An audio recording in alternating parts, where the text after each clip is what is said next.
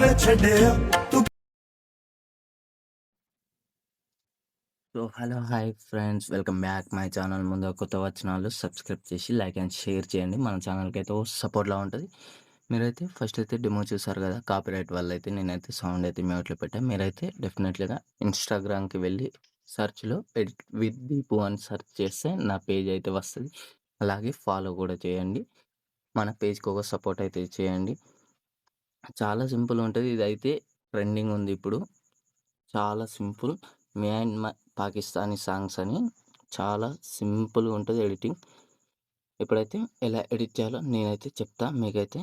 మీరైతే first Spotify అయితే open చేసుకోండి. ఓపెన్ చేసుకొని ఇక్కడ హిందీ సాంగ్స్ అయినా పాకిస్తానీ సాంగ్స్ అయినా కొట్టండి.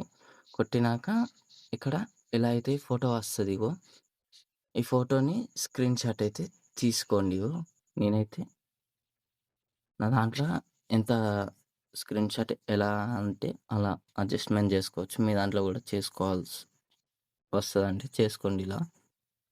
ఇలా చేసుకొని ఇక్కడైతే సేవ్ అయితే చేశా.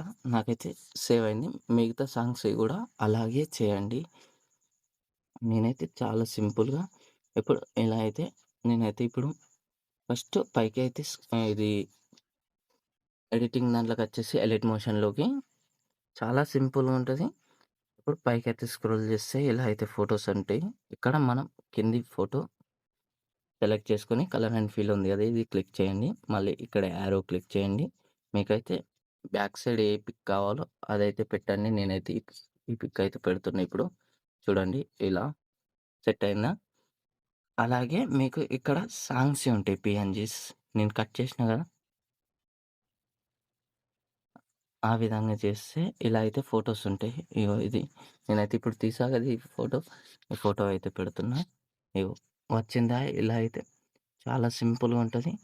ఇలా మిగతా ఫోటోస్ కూడా సేమ్ యాజ్ ఇట్ ఈస్‌గా చేంజ్ చేస్తూ వెళ్ళండి.